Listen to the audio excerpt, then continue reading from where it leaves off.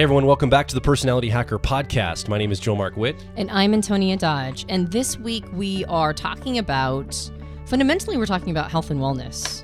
We're going to be writing articles around it and creating some videos. And this podcast, we wanted to really focus on the concept or the idea of health and wellness in your personal development journey. And I was thinking recently about how much I personally have ignored the concept of my health in favor of focusing on personal development and personal growth. And it dawned on me recently what an extraordinary mistake that is. like how much of a critical error I'm making when I do that. And the reason why is personal development is extremely energy taxing. There's a lot of psychological and emotional and sometimes physical energy that goes into development and growth. And it's also a long game. You won't necessarily see return on your investment when you're developing yourself for a while. So where do you get the energy to keep going and not get like completely dysthymic or get completely discouraged if you are finding yourself in a low energy space while you're doing your growth and you just kind of want to give up? So it dawned on me how important health and wellness is in development because that's where the energy comes from. You're going to get your energy sources from how you treat your body. And the link between your mind and your body and that they found, scientists have found neurons in your heart and in your stomach, indicating that your entire body is part of your neurology. And your neurology is what you're really talking about, the holistic self, which is, manifested in the mind, is a part of this entire system of the body. So we want to talk about health and wellness as it relates to personal development, but also just for its own sake this week. Yeah, and the other thing too is there are some typology things that come into this. Based on your personality type, you're going to have a different relationship with your body, with the health aspect of how you show up to the world. And we don't really want to go too much into the personality type in this particular podcast, in this particular episode, because we think we can break that down by type maybe later in the future during other health and wellness weeks. We really want to focus this week on, in general terms, the energy management of yourself, the healthy aspects, and then let's tie that together with some of the personal growth frameworks we're coming from, living in really great ways as a person. So what we did is we invited a friend of mine, Rob Carter, who is a life coach. He helps people live life to the fullest. He coaches people. He's done workshops in various avenues and platforms, and he's led people through living life to their fullest. And what's great about Rob is he's got some experience under his belt. Rob has been in the high parts of life, doing really well financially, success-wise, and he's had some downturns in life, and then he's rebounded from that. So what I love about Rob, and Rob, by the way, welcome to Personality Hacker. Thank you. What I love about you is you've got a story that really, I think, has spoken to me. Offline we talked a little bit about how you've gone through some of those up and downs, and you have gotten onto a path of helping other people now move through life in an energetic way, in a way that they can live their life to the fullest. So I want to have you on the program. We can kind of talk a little bit about some of the health aspects of this, but also tying that into living life on purpose. Right. So if you would be willing to, we'd love to hear your personal story of how you got to the space of being a life coach, and then also how we can segue that into your journey of attending to your health in order to be the best life coach that you can be. My story, I'm a product of, I guess you would call it second generation entrepreneurship, or it should have been second generation.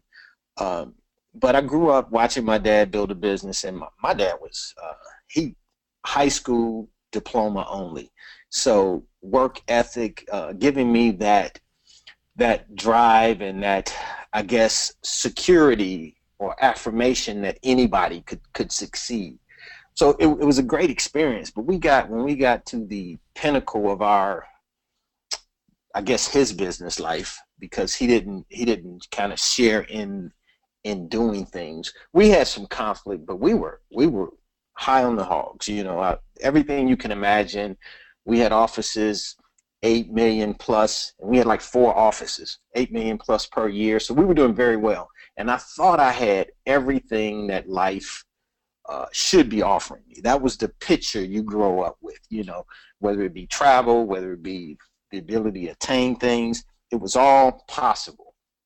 but I was missing the emotion that went with it. It just didn't feel like I would think that life should feel. I mean, I had children, but the way that lifestyle, that business was structured, I didn't have the opportunity to spend the time with them. I had things, but I didn't have the people that were important to me in my life to share them with. So there were a lot of aspects where there was emptiness, although people viewed me as very successful. Then the greatest reality in the world hit. My dad and I fell out. And I mean, literally fell out. We had a fight, and so it was no going back. I mean, this is irreconcilable.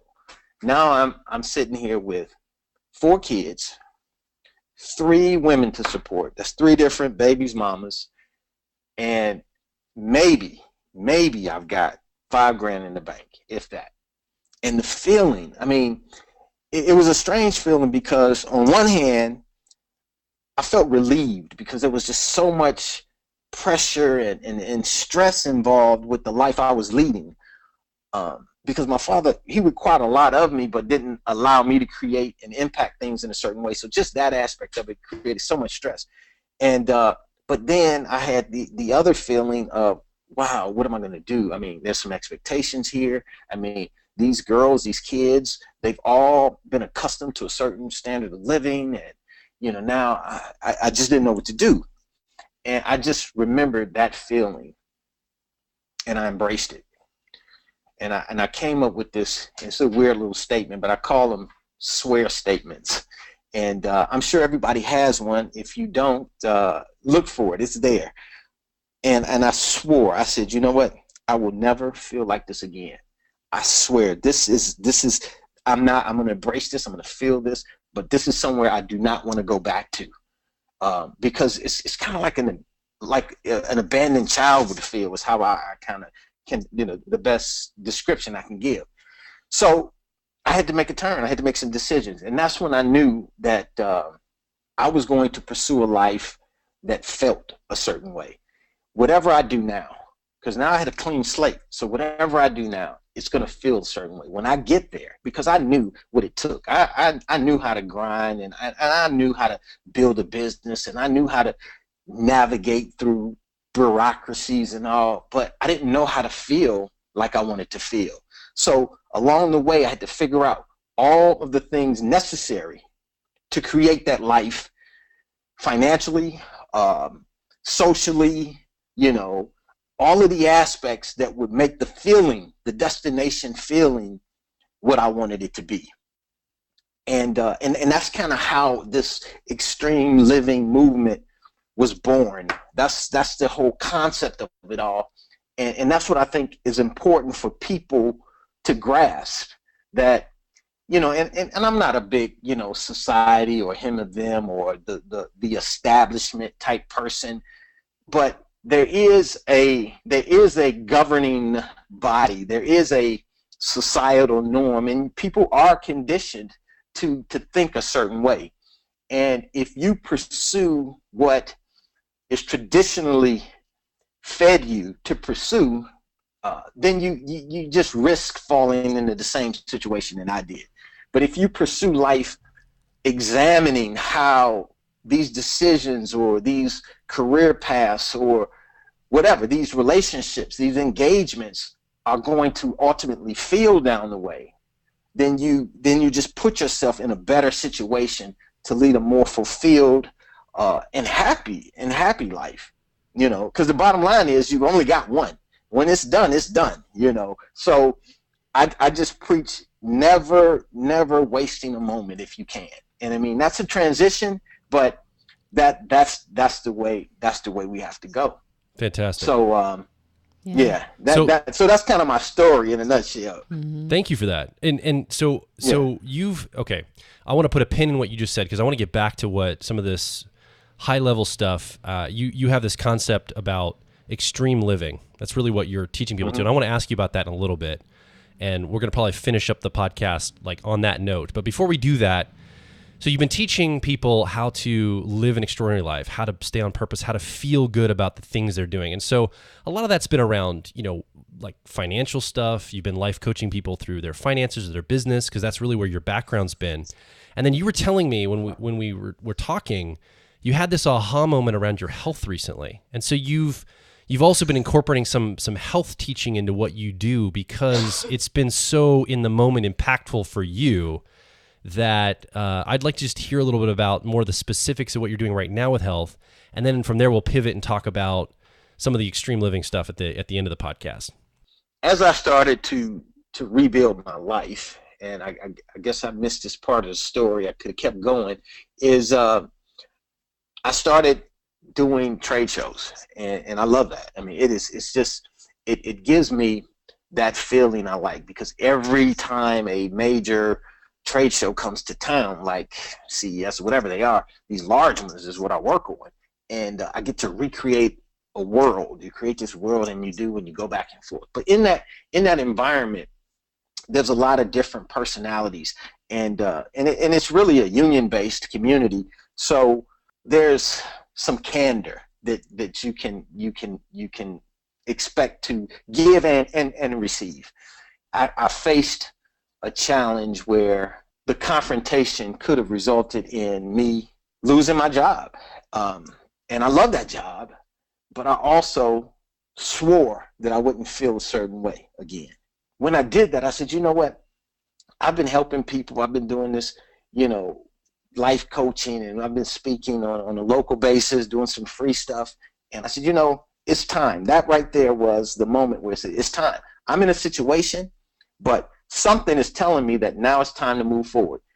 You have to put the gas pedal on the next level, on the next stage of your life, because this possibly could lead you somewhere else. You need to not be in that kind of situation.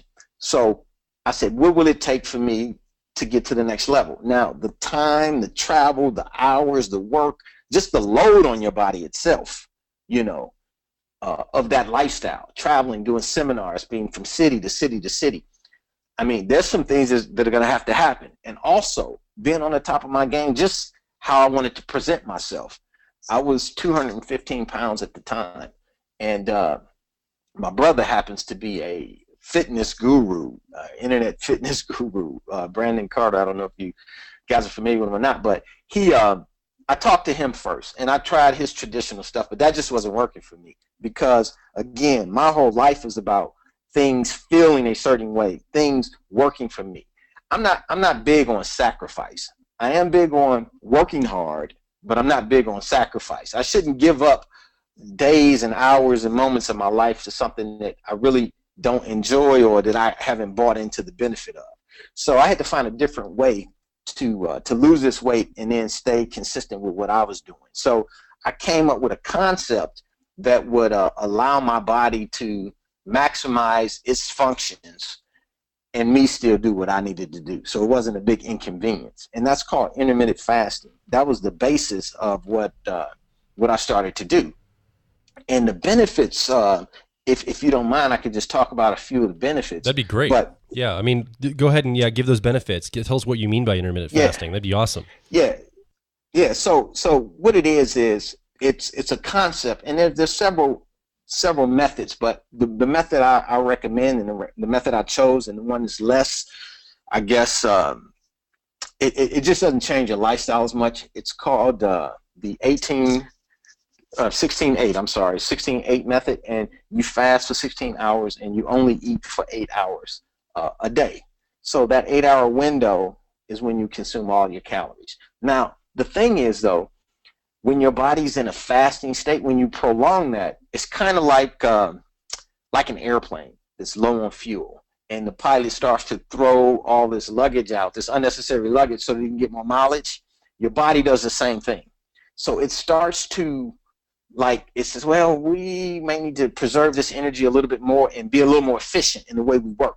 So it starts to eliminate dead, damaged, infested cells. So it gets rid of those, which helps promote all kinds of things. So you get increased HGH levels, Insulin is at a lower, more level pace, which is helpful for diabetics and also because if you're not eating all the time, then your insulin levels and glucose levels aren't spiking, lowering and spiking and lowering and spiking all day. It's just, it does that when you're eating and then bam, it's just level. Also, inflammation, heart disease, cancer, brain health. And this is what got me because I'm big on cognitive things.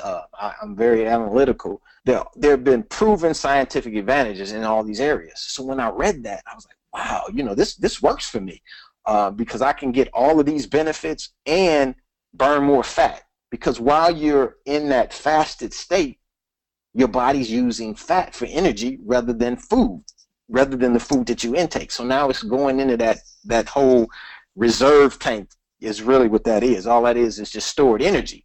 So you get to burn that for the majority of the time that you're awake. Now you do need to feed your body sometimes, so that's why you have that window there, because there is some current food nourishment that you need, but that intermittent fasting concept has started to fascinate me. So I dealt with that and then took it to another step further and started to enhance dieting issues too. I started to put food in that would enhance it, everything I could do to make this process very easy for me, but kind of exceed the benefits that most people would expect from a weight. It's not even a weight loss process, just of a way of eating. You know what I'm saying? So what were the results for you? So I lost 35 pounds in whatever time frame that is. It was 4 or 5 months. And yeah, I mean, I was dropping maybe 3.5 pounds to 4 pounds a week initially. Then of course things start to taper off because it takes a little bit less, I guess, energy to burn to maintain as you get thinner. For example, it doesn't take the same amount, and if I can, I'm going to reference, I don't like referencing stuff, but I'm going to reference my mother. She's in her 70s and she's starting to do this. And she used to go to Jenny Craig, and I think at Jenny Craig they told her a woman's calorie base was some number. They threw out a random number like it was standard, something like 1,400 calories or something like that. And I'm saying, well, Ma, how can Jenny Craig say that? Because how does Jenny Craig know what you use when you function every day? And she didn't say, well, that's just what's typical for a woman. I said, well, what woman? You got a 4'3" woman and you got a 6'2" woman. They're going to burn the same amount of calories. There's no way it can take the same amount of energy to run those two bodies.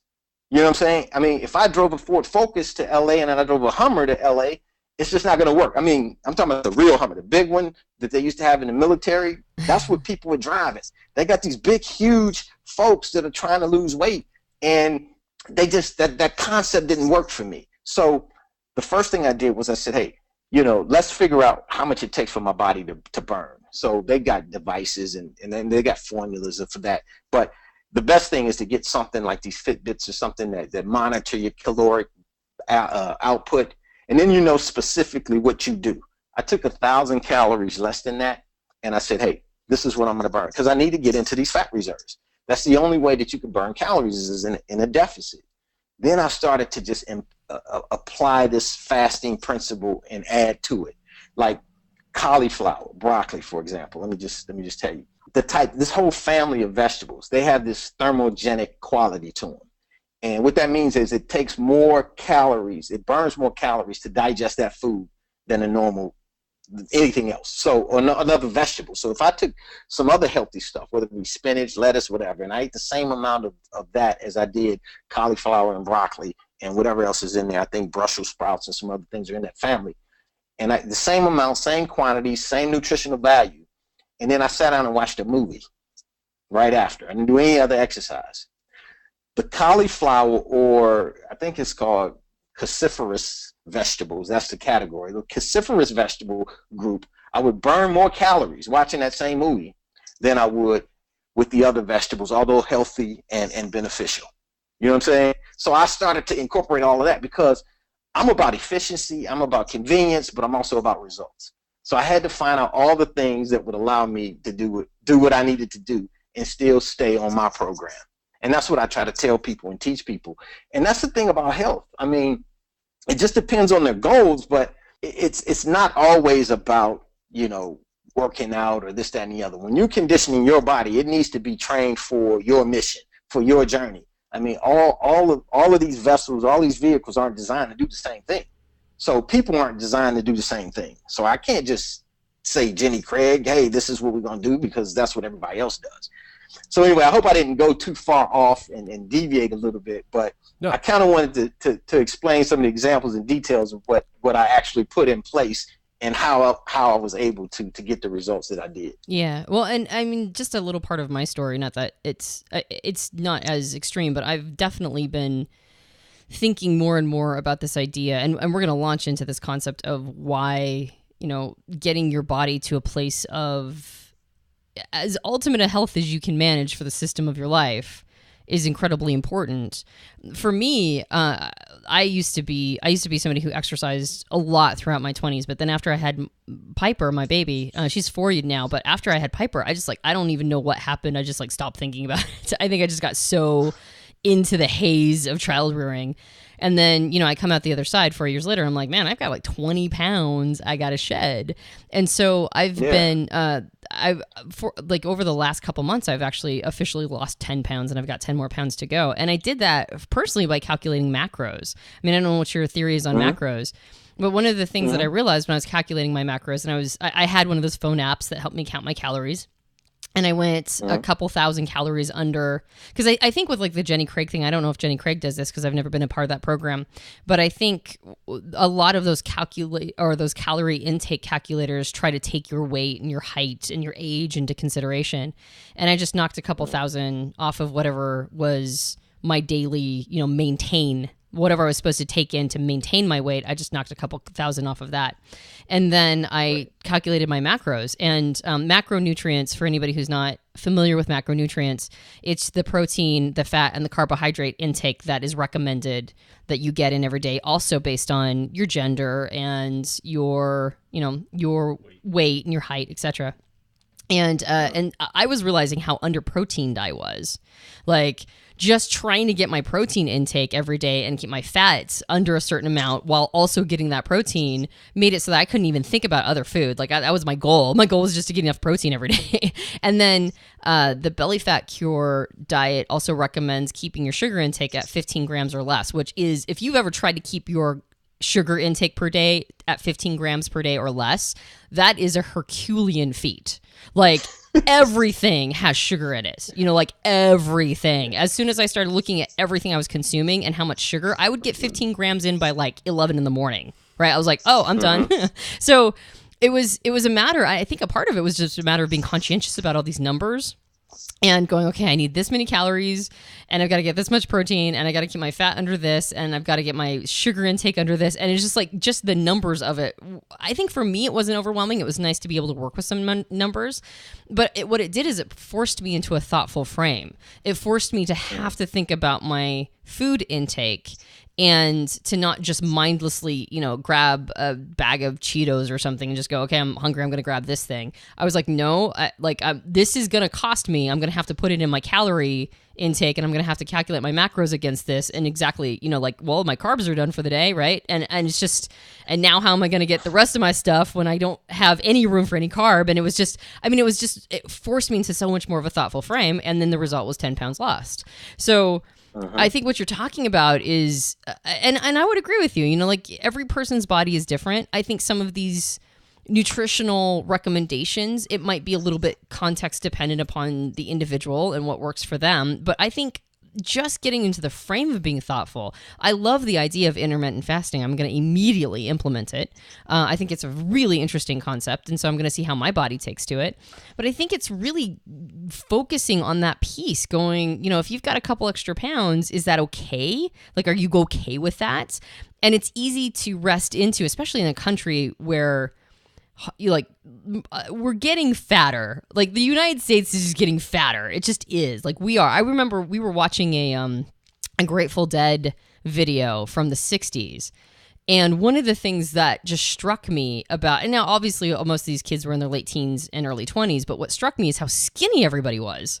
This whole huge crowd of people watching the Grateful Dead, and almost everybody was within a healthy weight amount. And I was like, I bet if you took a video of a concert right now with all these kids streaming in, I bet we'd probably be about 20 pounds heavier on average. I wouldn't be surprised. So it's easy, at least in this country, to rest into this idea of like a couple extra pounds is totally fine.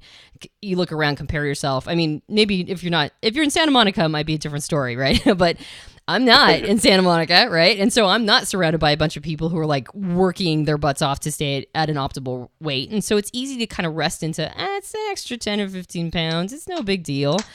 But it is, right? Because I want to be playing an excellent game. I want to be at a level where other people, if I put myself in a position of being a personal development, leader, I'm sitting here, I'm recording my words on a podcast as if they're meaningful. I'm pretending as if what I have to say is something that somebody should listen to.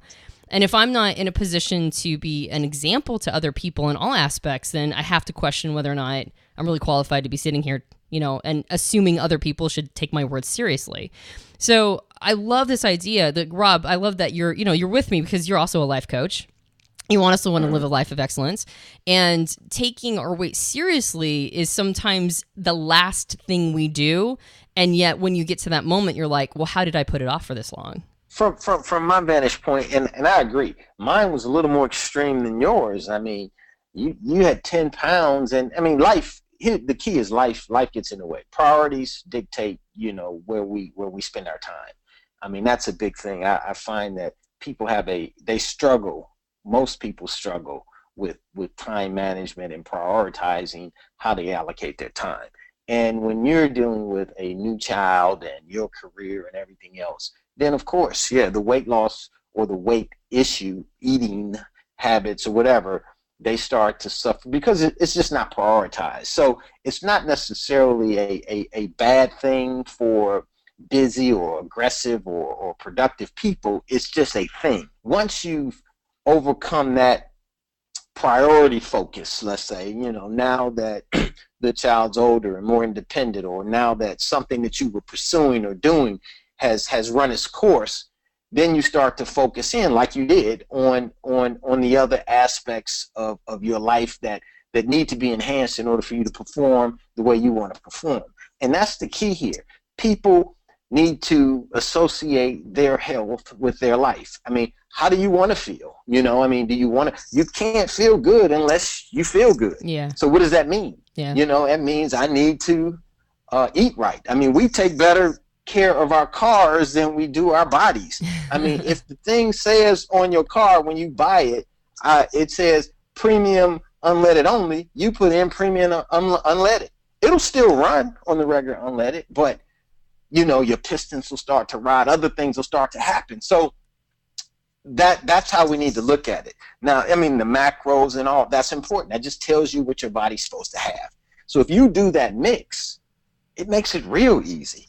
I found myself having a problem with my carbs now because I focused a lot on, I had 30-pound journey, and now I'm down to 35. I'm actually trying to get more carbs in my diet, or actually more calories in general in my diet, so I can cap off.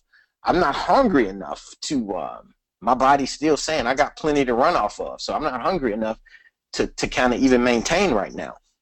So that's what this intermittent fasting actually does. But my carb intake, I switched it so much to vegetable carbs and fast burning carbs, because like protein, you mentioned increasing your protein, and that's going to have a serious impact on your weight loss and leaning out, because protein is 5 fat burning steps away from fat storage. So it takes 5 different activities for them to draw from that protein. It'll go to all these different sources before it ends up as fat, where carbohydrates, which would be sugar and breads and other carbs, go straight to energy or fat. So when people go on these low carb diets, that's why they start to burn more fat and lose more weight initially, but then their energy is drained and other things because they're not doing the balance. So that's where the balance helps. But a high protein diet, it just means I'm going to lean out. I may still lose weight because of my calories, but it's going to be the right weight that I'm losing. And so when people look at it that way and what their objective is, then it really works well. Yeah. But you do have to personalize it. You know, you have to know what it is, because there are some people that are okay with a couple extra pounds. I mean, I don't need to be as lean as my brother. Yeah. I never will pursue that, you know. But I do want to be a nice looking, you know, older guy. Yeah. So yeah, and like you said, every moment counts, and getting ourselves up to a healthy weight, even if we're not like a bodybuilder, getting ourselves to a healthy space, like it helps when we're rolling the dice on how long we have. It just nudges us over a little bit into weighting it in our favor. For sure. Yeah. And I remember Reframe too. Your brother said this, Joel. Your brother actually is a bodybuilder. Joel, it's so funny to look at Joel and look at his brother side by side, because Joel is a lean, like he's naturally built to be tall and lean, and his brother looks like he's just ripped. Like the guy's huge. He's a tank. And I remember talking to him, and he goes, well, because he was helping me do a little bit of personal training at one point, and we were talking about an exercise regime, and he's like, wait, what is your goal again? And I was like, well, I'd like to lose the weight that I, post baby, and it's about 20 pounds here. And he goes, oh yeah, he goes, you can work out. I recommend you work out. He goes, don't neglect that. He goes, but it's a relationship you have with the fork. He goes, you're not going to lose pounds in the gym. You're going to lose pounds with your fork. And I was like, oh, and that was just such a simple reframe for me that I immediately started changing my relationship with food. So yeah, I just feel like all of this is such high leverage conversation, especially since on our podcast, we don't often talk about this aspect, but I think it's really important for the overall personal development journey. Hey, Rob, before we pivot and go into talking about how this, how health and wellness plays into a bigger picture of living an extreme, excellent life, do you have any just like nugget of advice you could give somebody listening? So we got a person listening saying, okay, that sounds great, intermittent fasting. Do you have any like recommendation for them to explore that just as like a tangible thing to take away from the conversation? I did a quick start guide for actually my fan base and the people that I help coach through things, and it'll tell you everything to do about intermittent fasting. They can it's a free download.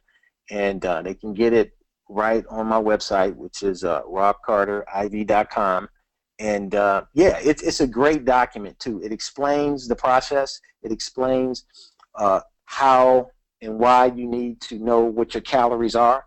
So there's a couple of free websites. One is called the Health Status website, and it'll tell you put your dimensions in, like you were saying that a lot of this is based on height and weight. Now you put that information in, and it'll tell you what your calorie output should be if they don't have some kind of device to do that. Then it takes them from there and talks about, all right, reducing that and projecting out. Because, see, most of these programs or processes then tend to, you have these unfair, unrealistic ideas of the weight loss and how the progress will go, how much you lose, how fast. So there's another website that thing will link you to. It's a weight loss predictor. Now there's two concepts. There's one that's called the dynamic concept, and then there's the 3,500 calorie concept. Now one is 3,500 calories equals a pound up or less. So if you reduce your diet or your calorie intake by 1,000 calories, technically it'll take you 3.25 days and you'll lose a pound. Vice versa, you eat too much and you'll gain a pound. The dynamic philosophy says that stays consistent only so long. Then there are other factors involved, body changes, acclimation to things, and that it'll be different. Well, this website, you get to put that information in, and it'll give you both lines. And I tell people, expect some results right in the middle of there. And it'll tell you, you say, you want to lose 20 pounds, and it'll ask you how many days, it'll ask you how many calories, which you got from that first site. You input that, and it'll project out what your weight loss progression should be. So now you have a realistic expectation. Then I go through the meal preps and different kinds of things they need to consider with foods. And I even give examples of what I ate and how I did it. And then we lead them right into, all right, now pick a schedule, and I tell them why. You pick this schedule based on your lifestyle. When I started, I was doing from 10 to 6 in the intermittent fasting. The intermittent fasting schedule is what I'm talking about now. And I started from 10 to 6 because I get up in the morning and my life is designed the way I want it to be. I get up, I take care of my kids, I get them ready for school, I drop them off at school, and then I start my day. So by the time I get to my office, it's already 9 o'clock, 9:15. So eating at 10 o'clock was not a problem based on my lifestyle. All I had to do was eliminate my vanilla latte that contained way too much sugar, because sugar is the key to it. I had to eliminate my vanilla latte. But then it just tells them, it implies to tailor this, because it should not be a sacrifice. Again, it should be something that, the biggest part of weight loss is consistency. And it'll tell them all of that. I don't want to kind of drag this one issue on, but yeah, if they download that, it comes with 2 videos. And those videos will come via email, and there's no cost to this. They get all of that, and the videos are very explanatory, and it goes through everything in detail, and it goes through the process, and it helps them start, you know. Yeah. So what I love is that as a life coach, when you figured this aspect out, you immediately started implementing it into how you help other people. And you implemented this into your life coaching practice. Like, this became a part of your overall message. But I want to, before we end this podcast, which I've thoroughly enjoyed, by the way, I really love talking to you about this subject, especially since you come from such a grounded position. Before we end it, I would love to talk a little bit about the thing you're passionate about, which is what you call extreme living. Now, offline, before we started the podcast, I got some of, we asked you, what does extreme living mean according to you? And you gave me such great definitions. And I wanted to share that with our audience, how you define that, what you're passionate about, what's really of interest to you. And then we can wrap up. But first I wanted to make sure that we talked about that, like how you define that and what you think is so important about that concept of extreme living. When I first decided that helping people was what my calling was, because I couldn't understand why I had been forced to go through so many different things. Now it's easy to I guess conceptualize things when you're in a good place. So that's how I knew I was in the right place, because I could look at my life in retrospect and analyze it. And it was just obvious to me that the only reason you would have such vast experiences and, gone through so many highs and lows and being put in such unique situations and then been able to get out of them, when most people can't navigate their way out of those. I mean, these are situations that stifle a great majority of the people. Why would that have been put through my path? Why would I have been forced to go through that? And the only conclusion was that I was supposed to teach people how to get out of that, because I have so many friends, family, people that you encounter when you're in those places that you like to bring with you to other places. And part of the way I like to live is to be able to go back and reach and touch these people, but I don't want to go back there. So I figured it's probably my job to bring them out into that space of their own. And how did I best describe that? In a word that when I told people that this is what I was going to do for them, that they would get it. And I went through the dictionary. I was going through thesauruses and everything, and then I came up with a word: extreme. I said extreme living. And the first time I said it to someone, they looked all UFC or extreme sports at me, like, "What? You want to be push life to the edge?" And I'm like, "No, it's not that." The definition, extreme, has 3 specific definitions. And one definition is to exist at a high degree. Another is to go to like exaggerated lengths for something. And then the other is to exceed what is usual, ordinary, or even expected. So I said, now this word has definitions that actually can sum up what I'm talking about.